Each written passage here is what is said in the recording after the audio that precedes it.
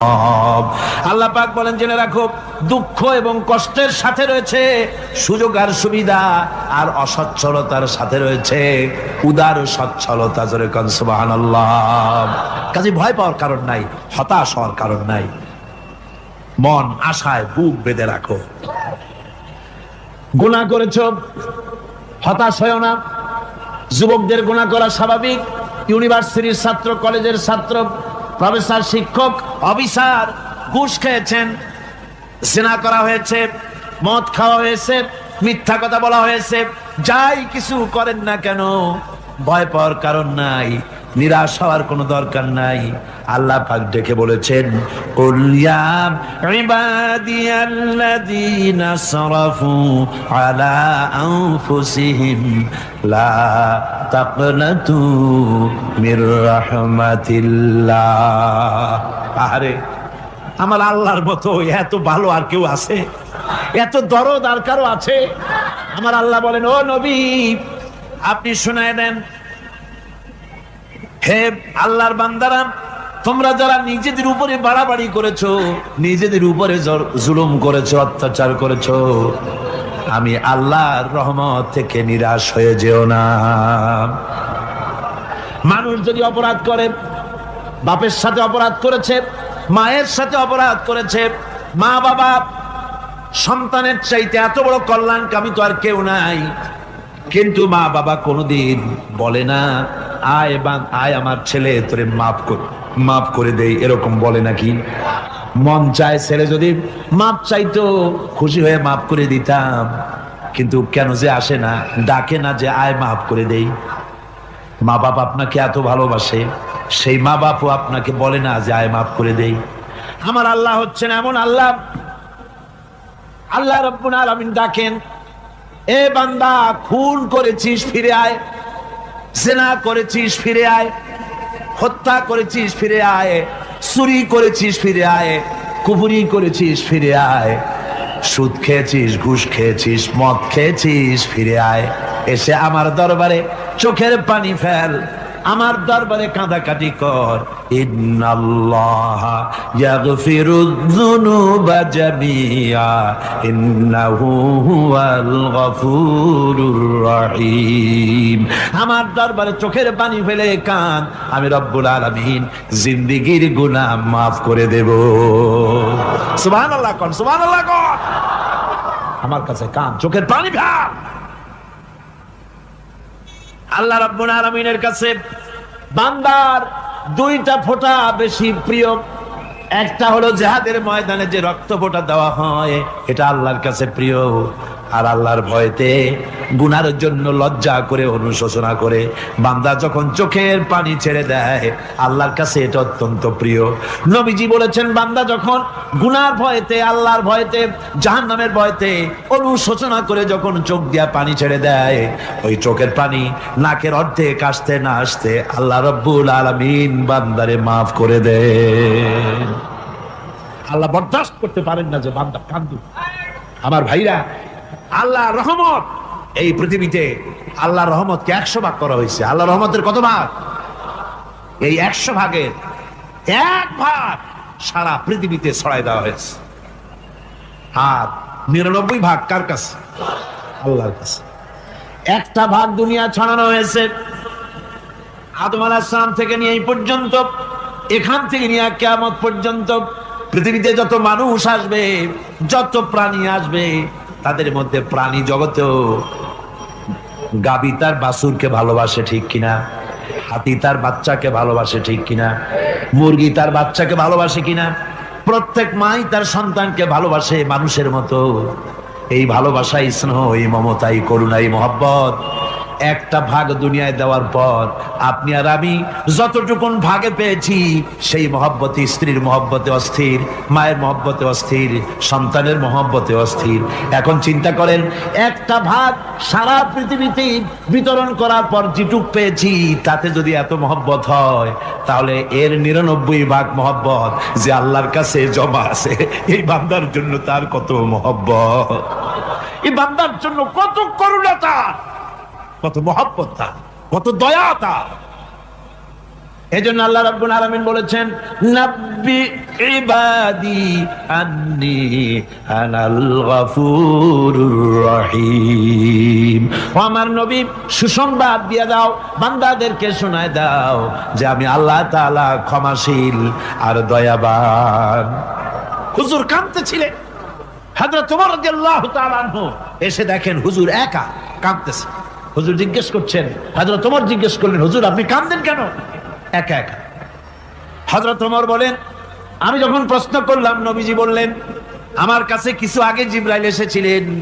জিবরাইল এসে আমাকে বললেন, আল্লাহ পাক বলেছেন, হে আমার নবী, ইসলামের ভিতরে থেকে যে সমস্ত মানুষগুলো ইসলামের ভিতরে থেকে চুল আর দাড়ি পাকায় দিছে, কিয়ামতের দিন এই লোকগুলারে আমি শাস্তি দিতে আমার শরম হবে। হযরত ওমর বলেন, হুজুর উম্মতের জন্য কত বড় খোঁজ খবর এটা, আর আপনি কাঁদতেছেন। হুজুর বলেন, ওমর তুমি জানো না আমার কান্নার কারণ ভিন্ন। আমার কান্নার কারণ হলো যে আল্লাহ রাব্বুল আলামিন কিয়ামতের দিন দাড়ি চুল পাকা বান্দারে শাস্তি দিতে শরম করবেন। সেই দাড়ি চুল পাকা বান্দাগুলি আল্লাহর সাথে নাফরমানি করতে শরম করে না। আমি এই লজ্জায় কাঁদতেছি। ভাইরা, হুজুর আল্লাহ পাক বলেন, আমার নবী, রাতের আধারে যখন একটা বুড়া আমার দরবারে হাত উঁচু করে, একটা বুড়া মানুষ রাতের আধারে যখন আমার দরবারে হাত উঁচু করে আর যখন বলতে থাকে, রব্বুল আলামিন আমার পেছনের জীবনটা বড় খারাপ করেছি, এমন কোন কাজ জীবনে করি নাই যা তোমার কাছে কিছু দাবি করতে পারি, সব রকমের নাফরমানি করেছি, আজ আমি বুড়া হয়ে গেছি, কামাই করতে পারি না, ছেলে আমাকে চোখে দেখতে পারে না, পুত্রবধূ আমাকে ঘরে জায়গা দেয় না, আমার স্ত্রী আমাকে দেখতে পারে না, রোজগার করতে পারি না, হাঁটতে পারি না, চলতে পারি না, সবার কাছে আমি তিতা হয়ে গেছি, আমি দাঁড়াতে পারি না, কোমরে ব্যথা পাই, হাঁটুতে ব্যথা পাই, চলতে পারি না, কানে শুনতে পাই না, চোখে দেখতে পারি না, আর তোমার কাছে কিছু চাইয়া নেব এমন ভালো কাজও করি নাই। এইভাবে যখন বান্দা কাঁদতে থাকে আমার দরবারে, ও আমার হাবিব আমার রহমতের দরিয়ায় জোশ মেরে যায়, আমার শরম হয় এই বুড়াটারে কেমনে খালি হাতে ফিরাইয়া দেই। সুবহানাল্লাহ, সুবহানাল্লাহ। আমার আল্লাহর এত দয়া, আমার আল্লাহর এত মায়া, এত মহব্বত। আমার আল্লাহ রাব্বুল আলামিন বলেন, ওয়াইযা সালাকা ইবাদি আন্নি ফাইন্নী করিব। আমার হাবিব, আমার বান্দা আমার ব্যাপারে প্রশ্ন করে, আমি বান্দার একদম নিকটে।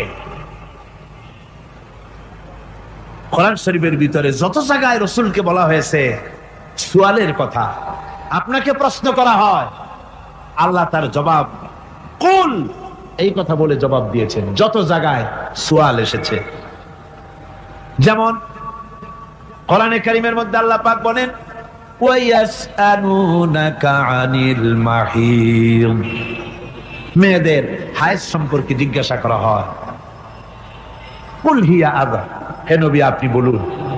এভাবে করে কুল দিয়ে জবাব দেওয়া হচ্ছে। আবার প্রশ্ন করা হচ্ছে, ওয়ায়াসআলুনাকা আনিল আনফাল, এই গনিমতের মাল সম্পর্কে হুজুর আপনাকে, হে নবী আপনাকে প্রশ্ন করা হয়। আল্লাহ কুল দিয়া জবাব দিলেন। আল্লাহ বলেন আপনি বলেন। ওয়ায়াসআলুনাকা আনিল খামরি ওয়াল মাইসির, আল্লাহ পাক বলেন নবী আপনারে প্রশ্ন করা হয়, কুল ফীহিমা ইসমুন কাবীর, আল্লাহ কুল দিয়া বললেন তুমি বলো। আবার বলা হলো, ওয়ায়াসআলুনাকা আনিল আহিল্লা কুল হিয়া মাওয়াকিতু লিন্নাস, ও নবী আপনাকে প্রশ্ন করা হয় চাঁদের ক্রমবর্ধমান এবং ক্রমহ্রাস, এই যে বাড়ে আর কমে, পূর্ণিমা হয় অমাবস্যা হয়, কেন হয় আপনি বলুন। কুল, আপনি বলেন এটা আমি অক্ত এবং সময়, বছর আর দিন গণনা করার জন্য পৃথিবীবাসীদের জন্য বিনা পয়সায় একটা ক্যালেন্ডার বানাইয়া আকাশে ঝুলাই রেখেছি। এভাবে যত জায়গায় এসেছে আপনাকে প্রশ্ন করা হয়, তত জায়গায় আল্লাহ জবাব দিয়েছেন কুল, আপনি বলেন। গোটা কোরআন শরীফের ভিতরে এই একটি মাত্র জায়গা যেখানে বলা হয়েছে আপনাকে প্রশ্ন করা হয়, আল্লাহ এখানে বলতে পারতেন কুল, আপনি বলেন আল্লাহ তোমাদের নিকটবর্তী, এভাবে জবাব হয় নাই। এটা কায়দাটা হলো এই, আল্লাহ বলতেছেন ওয়াইজা সালাকা ইবাদি, ও আমার নবী প্রশ্ন তো আমার বান্দারা আমার ব্যাপারে করেছে, এবার আপনার জবাবের কোনো দরকার নাই, প্রশ্ন আমার ব্যাপারে, আমি নিজে জবাব দিয়ে দেই, ফা ইন্নী কারীব। ও বান্দা আমার ব্যাপারে প্রশ্ন করেছিস, জবাব আমি দেই, আমি তোর সবচাইতে বেশি নিকটে। সুবহানাল্লাহ, কত নিকটে? وَنَحْنُ أَقْرَبُ إِلَيْهِ مِنْ حَبْلِ الْوَرِيدِ। তোর যে রব, এই শাহরগের চাইতেও আমি তোর বেশি কাছে। সুবহানাল্লাহ। আমারে ডাক, আমারে ডাক, কলিজা দিয়া ডাক, অন্তর দিয়ে ডাক। মনের থেকে মানুষ যদি ডাকে, মুখের ডাক আর মনের ডাক এক জিনিস নয়। দিল সে জুবাত নিকলতি হ্যায়, असर रखती है पर नहीं मगर ताकते परवाज रखती है। দিল থেকে যে কথা বেরোয় তা প্রভাব বিস্তার করে, ডানা নাই কিন্তু ওড়ার ক্ষমতা রাখে।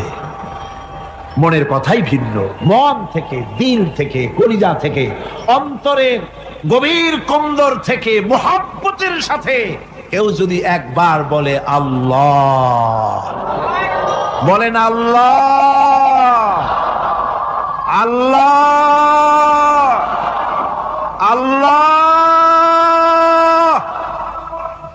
আল্লাহ রাব্বুল আলামিন বলেন অন্তরের অন্তঃস্থল থেকে একটি বার যদি বান্দা বলেন আল্লাহ, আল্লাহ বলেন 70 বার সাড়া দিয়া জিজ্ঞেস করি, বান্দা কি চাও, আমি তোমার কাছে আছি।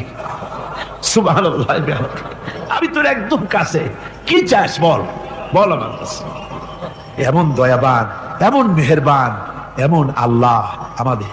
সে আল্লাহ রাব্বুল আলামিন তিনি বলছেন وَقَالَ رَبُّكُمْ ادْعُونِي أَسْتَجِبْ لَكُمْ। তোমাদের রব বলেছেন আমারে ডাকো, আমি আল্লাহ ডাকের সাড়া দিয়া দেব। সুবহানাল্লাহ। কারে ডাকতে হবে?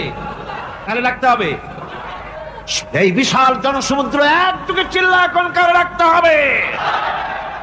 কোন পীর সাহেবকে নয়, আল্লাহর কসম কোন খাজা বাবাকে নয়, ডাকতে হবে কারে? চিল্লা কোন কারে? ওয়াকালা রাব্বুকুম উদউনি, তোমার রব তোমাকে বলতেছে আমারে ডাকো, আস্তাজিব লাকুম, আমারে ডাকবে আমি সাড়া দিয়ে দেব। সুবহানাল্লাহ। আল্লাহকে ডাকেন, কি চাই আপনার বলেন, কি চাই? আল্লাহর কাছে চান, আল্লাহ দিয়ে দিবে। দেওয়ার জায়গা আল্লাহর কাছে চাইবেন, আল্লাহ দিবেন। দেওয়ার জায়গা, চাওয়ার জায়গা হলো সেজদায় পড়ে যাবেন। আমার ভাইয়েরা জায়গাটা চিনায় দিলাম। মাজারে যাওয়া লাগবে না, কবরে যাওয়া লাগবে না, 2 রাকাত নামাজ পড়ে সেজদায় পড়ে গিয়া যত বিপদ আছে, মুসিবত আছে, সেজদার মধ্যে চোখের পানি ছেড়ে দেন আর কেন্দে কেন্দে জীবনের কথা বলেন। আল্লাহ রাব্বুল আলামিন আপনার আওয়াজ শুনবেন আর দোয়া কবুল করে নিবেন।